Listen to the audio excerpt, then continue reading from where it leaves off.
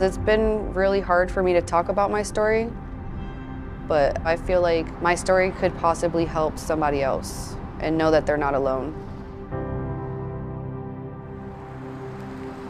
Right now, we're outside of the orange line. This place represents where I used to sleep. I was living in my car for about a month. I was thinking, is this the life that I'm going to be living in my car? My childhood was very traumatic. My mother was on drugs. My stepdad, he would beat me and my brother. I was raped at a really young age. It started at 5 years old to 9 years old.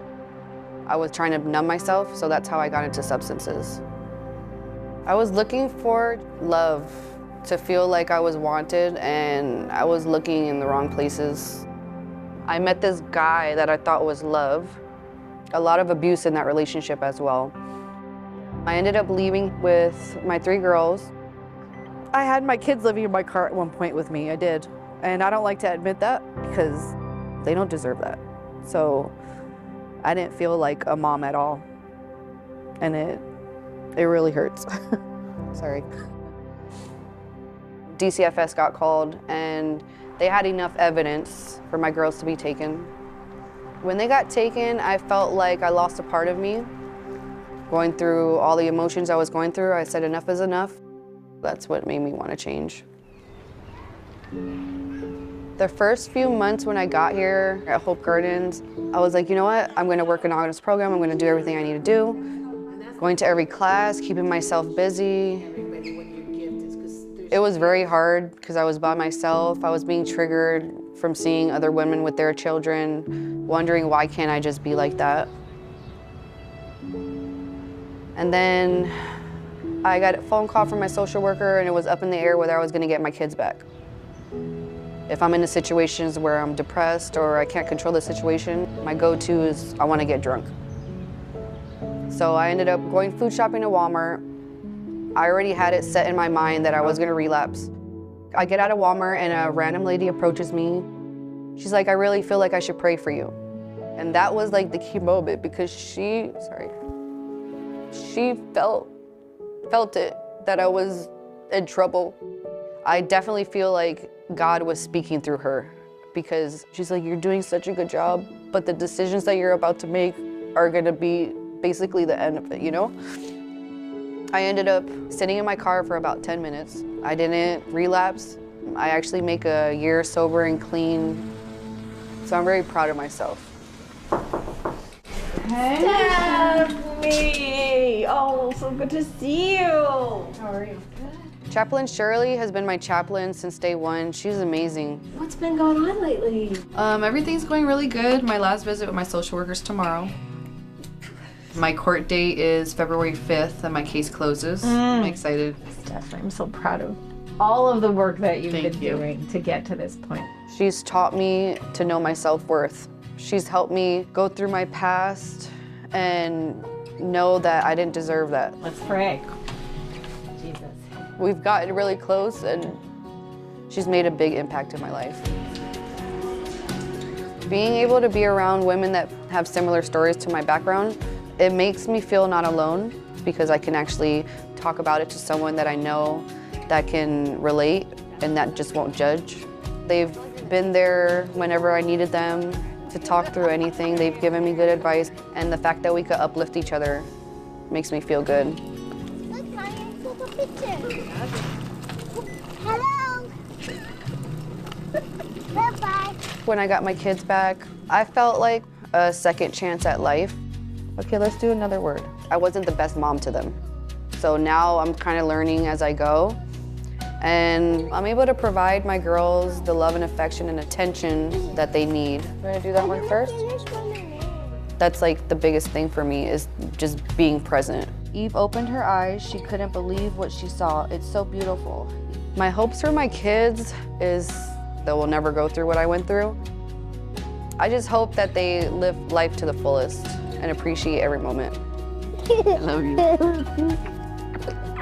Now that I have them back, I have all the love that I need.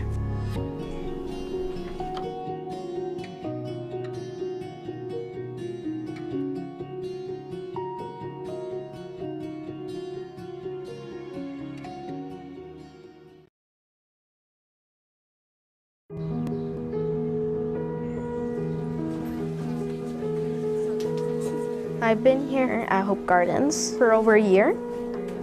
I am 11 years old and I'm in 6th grade. All right, friends, we're gonna paint today and finish the rock stuff. I'm here with my mom, my little sister, and my little brother, who's really small. All right, light blue. Let's get you light blue. My life before, it was really frustrating with my mom and my mom's ex-boyfriend. It was pretty hard. Me and my siblings, we were kept in a different room if he was drinking or smoking. I didn't really care about anything.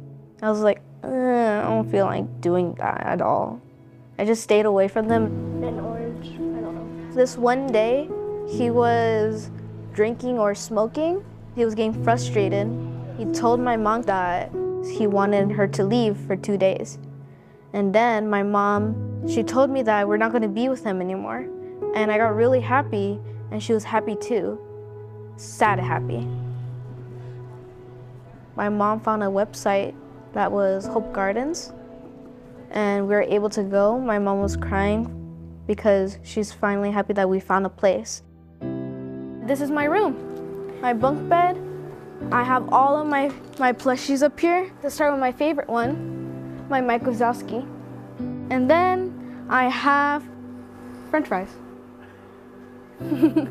I will describe Hope Gardens as a place where you could be safe and somewhere where you could rest for a little bit and then get back up on your feet.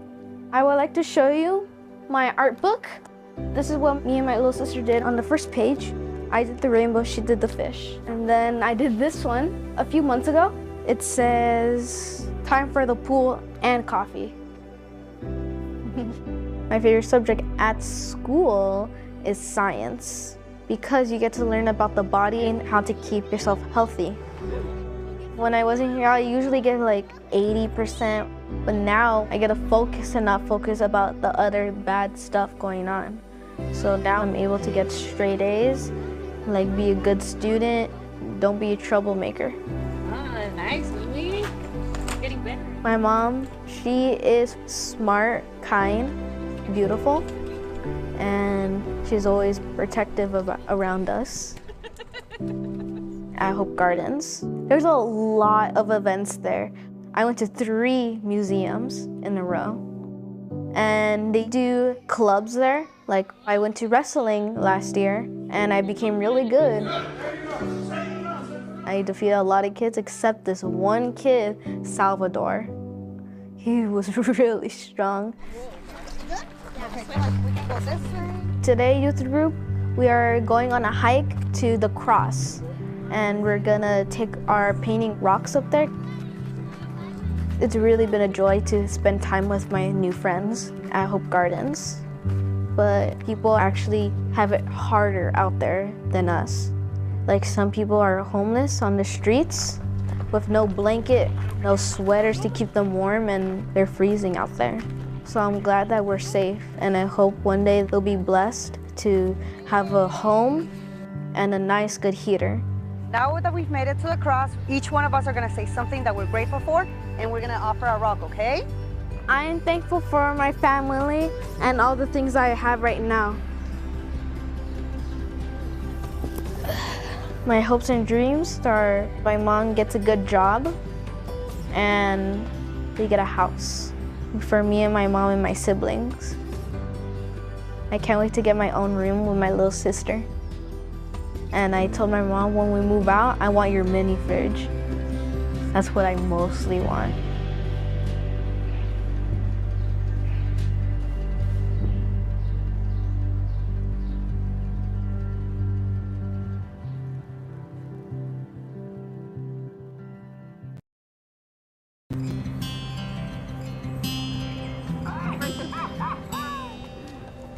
One, two, chicken that booty, chicken that booty.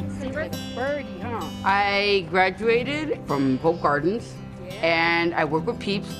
Peeps is a daycare for children of all sorts of sizes. You want some apples? Yeah? Okay, let's go get some apples. I love working for this place, because I'm like an overgrown kid myself. Bingo! Yes!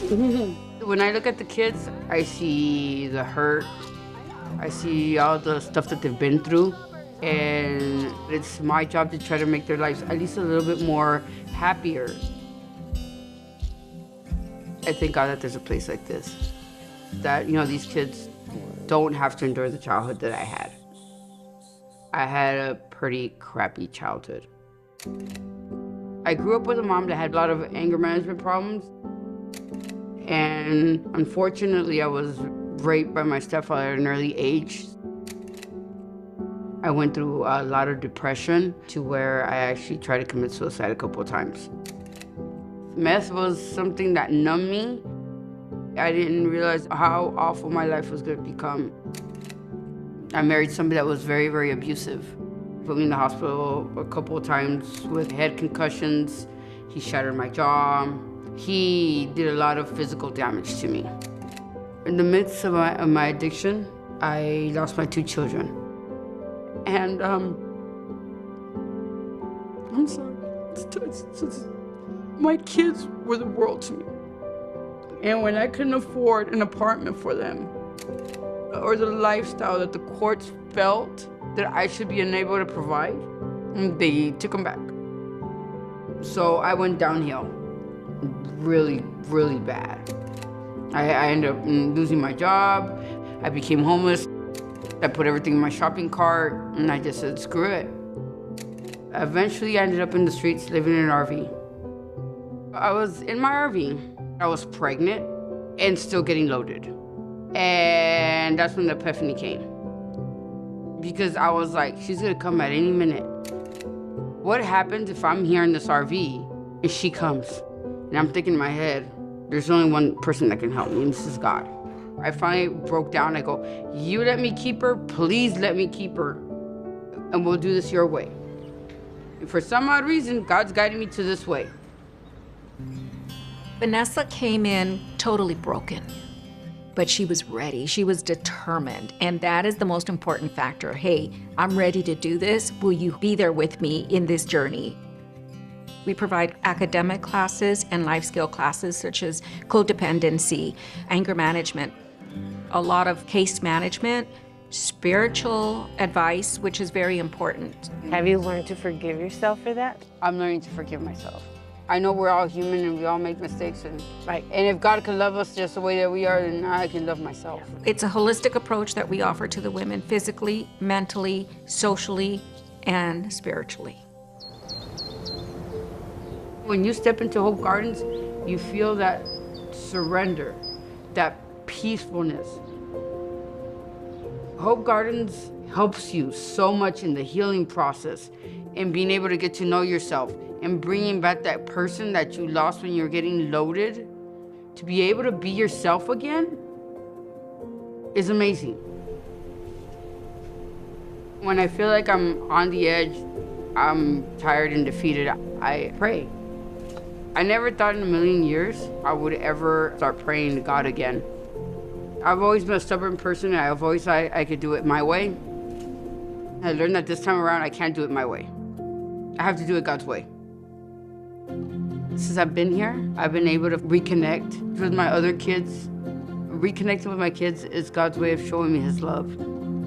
To see the transformation in Vanessa, 1 year later, graduated from the program, now serving as an apprentice in our PEEPS program, that is very encouraging and rewarding for us as staff. Hope Gardens has given me a second chance at life. Yeah. See, look. Look. He's right there. Look at that. I thought that people like me weren't worthy of happy endings. But God showed me that who are you to say that you don't deserve to be happy? To be able to have this brand new life that He's given me is such a blessing. Look. Say cheese. There you go.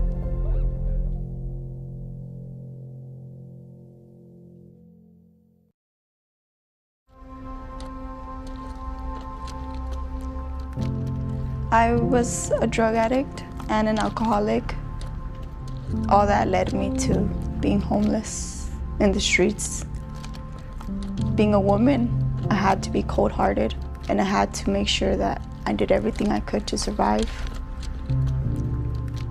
This is one of the last encampments where I was at. I was pretty much like all in these tracks right here where you see. It was hell out here. It was hell.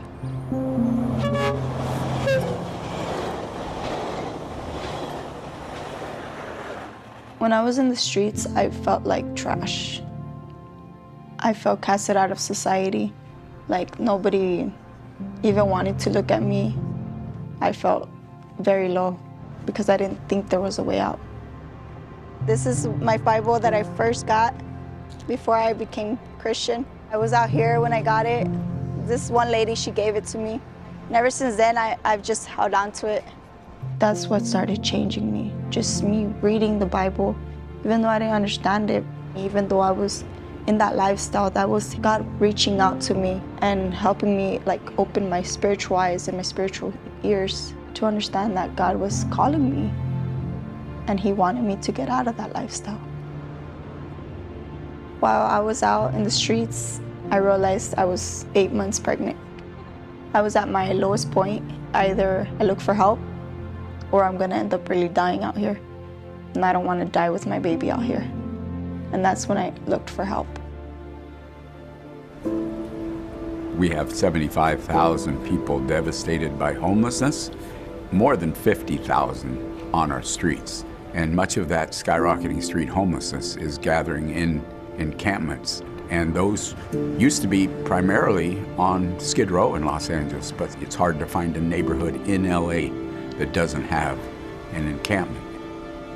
To know that many people, especially young ladies, out there struggling in encampments, being abused, it's heartbreaking. The mission has provided a roof over my head with my son. It's my safe haven. They're allowing me to work on myself physically, mentally, and emotionally. So I'm truly grateful to be here. Because if I wasn't here, I don't know what would have already happened. Hey guys, welcome. Today we're going to talk about assertive communication. There were classes that really impacted me in a spiritual, deeper level. I just realized I was just looking for somebody to love me, but I looked for it in the wrong places. Now I feel complete in my Lord Jesus Christ.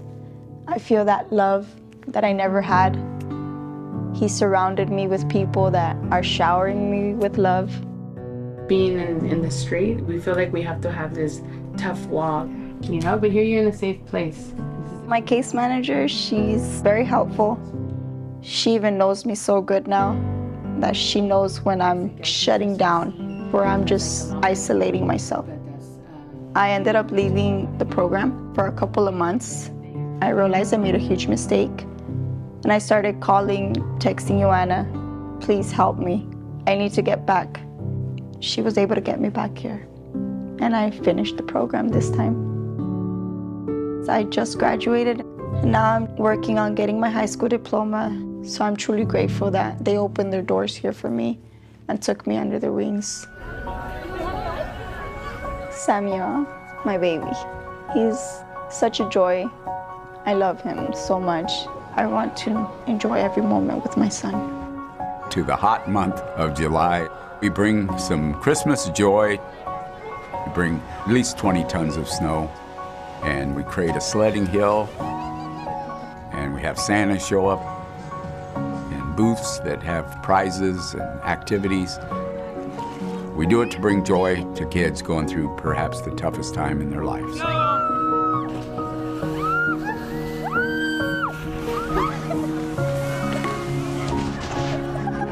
I don't want my son to feel like how I once felt. I want him to know that I'm here for him, and no matter what, just show him that love that he needs from me. I thank God for transformation He has done in me. If it wasn't for God intervening in my life, I wouldn't be here. I was supposed to already be dead, but God said, nope, that's my child. And He took me from the devil's hands. And I'm here, thank God.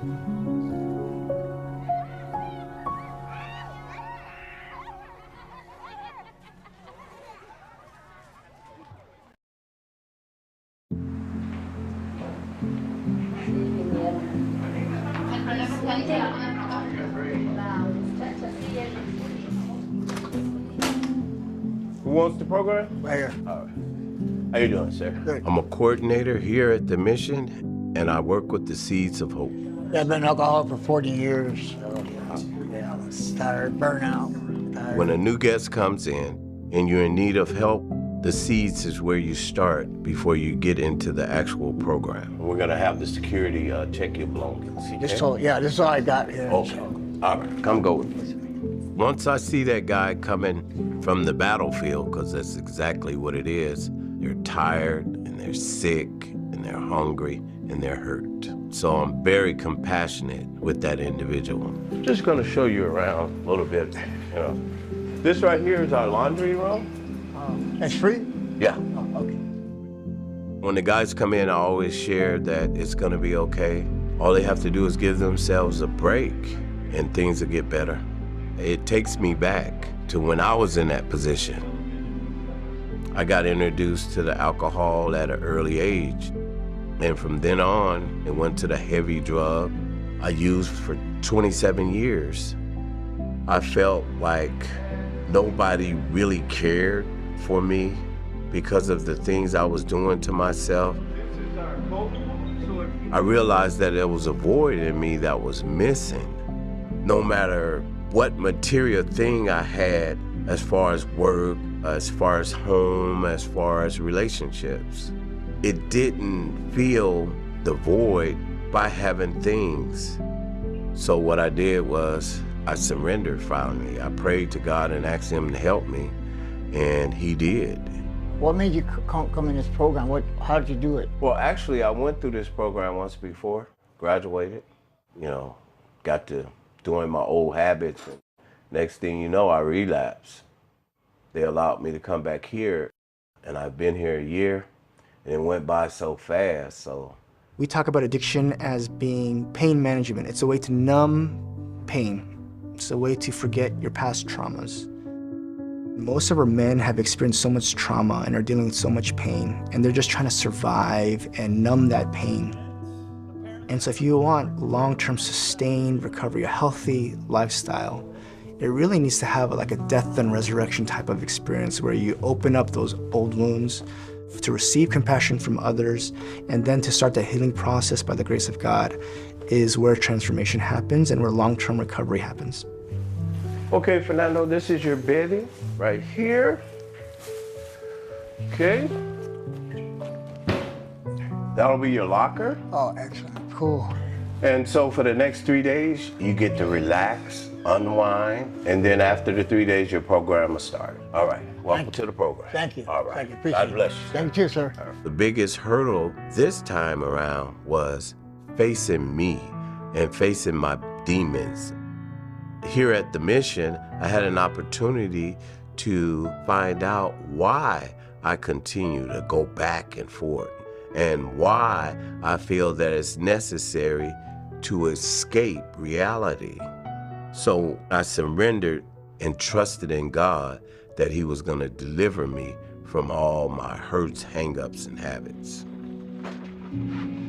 Our hope for all of our graduates is that they find a sense of purpose and meaning. Andre has giftings already. He's part of the local church. He's also going to get some more education and training, such as the Urban Ministry Institute and the Tarzana Treatment Center's education program, so that he can be a substance use disorder counselor.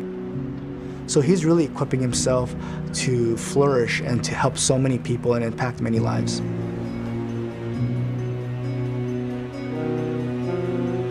I hope that other men in the program look at me and realize that God can take a person from the cold streets of South Central Los Angeles and change them into the person that he would have them to be. Thanks to this program, the Union Rescue Mission, for being a vehicle for me to do what I'm supposed to do. I know I wouldn't be here if it wasn't for the grace of God. I'm just so grateful that God cares for me and that he loves me.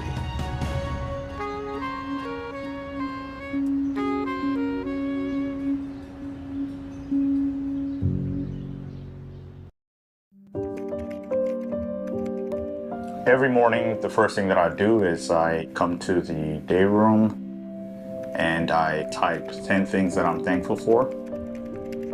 Just remembering what God has done for me, and it's a good way to start my day on a positive note. So I want to show you where I grew up.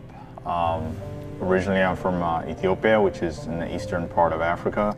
This is my birth certificate picture. When I was 3, my mom had to leave the country for various reasons, and I was left there with my brother and my dad, who was alcoholic. There was a lot of neglect, verbal abuse, and physical beatings. So I grew up with a lot of confusion and anxiety and a lot of trauma. When I was 14, I was able to migrate to the United States to rejoin with my mom. I didn't speak one word in English, and it was tough. So that led to a lot of bullying and difficulty in high school.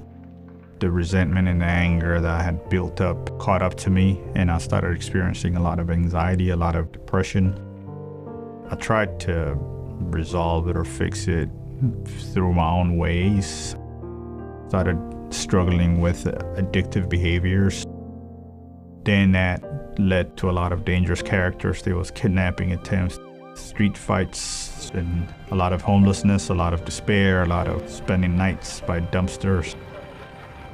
I had an episode where I was very suicidal, and I called a mentor. He referred me to Union Rescue Mission.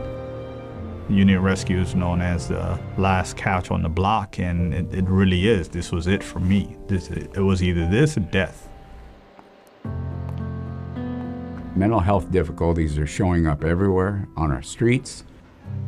Many people, like Lacoon, treat their mental health with substances when they actually need prescribed services and counseling. We've always had our Pepperdine Mental Health Clinic, and that's been helpful.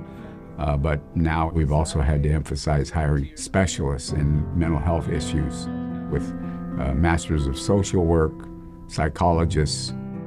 If we're going to deal with homelessness, we have to address the mental health and addiction recovery issues, or we will never solve homelessness. This is what the Word of God says in Psalms 36. I knew I had some inner wounds that I needed to overcome, and taking the program seriously, attending classes faithfully, I was able to put consecutive days of sobriety, clear thinking. I felt like I haven't done anything this consistently most of my life, so I was like, something is working, something is changing. Hey, chap. Hey, good to see you, sir. For me, the one-on-ones with my chaplains were very helpful, as I was able to pour out my heart and share honestly, which I haven't done in the past before. That led me to start experiencing breakthroughs in a lot of stronghold areas that I never thought I would. And that, coupled with prayer and the community, helped me regain hope. I couldn't overcome these mental health and addiction and the other struggles that I had with my own strength.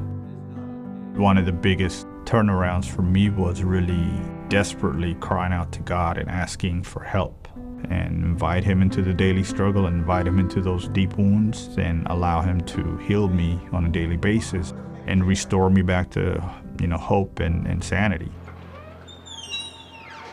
I've graduated the Christian Life Discipleship Program. I started working with the IT department. I have 2 boys. They are a blessing to me. I have worked very hard to turn my life around to be a great father to them. Mic check, 1, 2, 1, 2, 1, 2. One of the things that I feel is important for me to do is not forget what I came from and stay connected to the people that are going through what I had gone through. There's a group of us program guys called Servant Leadership. Well, one of the things we do is called Thursday Night Live. It is night of worship, night of sharing testimony, night of the word, and it's open to all guests here in the Skid Row community as well. Mr. Lacoon!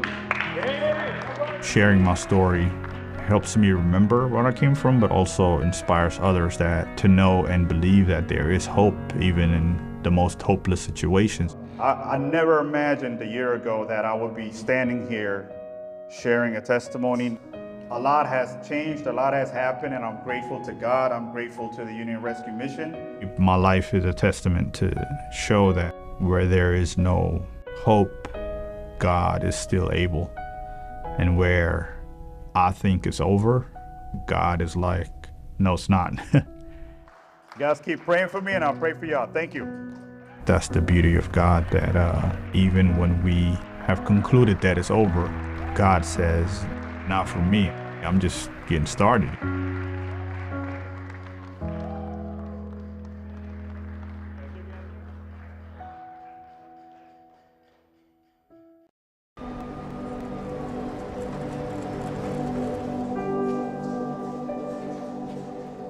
This is the third floor clothing room. I work here every day. We got dressing shoes for the gentlemen. Here at this side, it's sweaters, socks over here. We got shirts, jeans, and pants. Buen día. Aquí, ¿en qué lo podemos ayudar? Aquí empiece a mirar. This is important for guys because some guys come from the streets without even a pair of socks. They come here. ¿En qué más le podemos ayudar? Some people come with no shoes. They've been on the streets for years. This place has been a blessing You've been to a me, blessing man. too, man. All right, Thank man. you. God bless you. All right. I seen the broken people that come in the program. I see myself in them when I came in here. I had a struggle with drug addiction for 17 years, using cocaine. When I was in my addiction, I felt like I was the worst loser. I just felt like I didn't want to live anymore, you know? I was so ashamed of myself. I ended up on downtown Skid Row, and it was a whole different world. I seen people doing things that I've never seen before in my life. It was tough. I was sitting in the street and I seen a really violent incident that I got scared. I never been so scared in my life.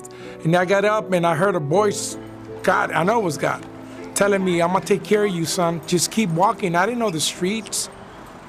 And I just kept walking and I trusted the Lord. I ended up walking through the doors of the URM. I remember Christian when he came in, and like many of our guys, struggling with mental health. We want people to become productive and reintegrated with society. And that's what happens in our Christian Life Discipleship Program. We treat people in a holistic way. We have partnerships with Pepperdine Mental Health. Psychology students are our counselors to help our men in our program. When I came here, it was a struggle. I had a lot of anger issues. I started seeking mental health, and I've been in therapy. That's helped me a lot. And I mean, I still got issues. I still got my struggles, but I'm working on them. And by the grace of God, I graduated to the program, and I became an apprentice, what I'm doing right now. We should start by the chairs first, guys. Thank you for your help. When I came here, I had a spiritual awakening. God showed me that he had his love for me. And today, I believe that God is restoring and it's changing my life. 1, 2, 3, watch your fingers, guys. It's apparent when you meet Christian, the transformation that he's experienced. He came in quiet, shy, overwhelmed by his past. He's thrown off that old self of shame and become a new creature through God's help. How you doing, brother? Would you like one of these? Would you like some water? One of the things I love doing, it's called Operation Hope. And what we do, we go in the streets and we talk to people about trying to get into the program, how the program can help them get out of the streets. It's a year program. They help you with your legal stuff. You get your medicine. They can help you look for housing at the end. It can help you restore your life like it did myself, brother. Our main thing is praying for them, listening to them, and that's what I love doing. You want to try? All right, come on. Amen, brother. God bless you, my brother. When I look around, I see a lot of people really hurt, really broken. And I just want to show compassion. I don't judge people. I don't discriminate people. I listen to them, and I respect everybody.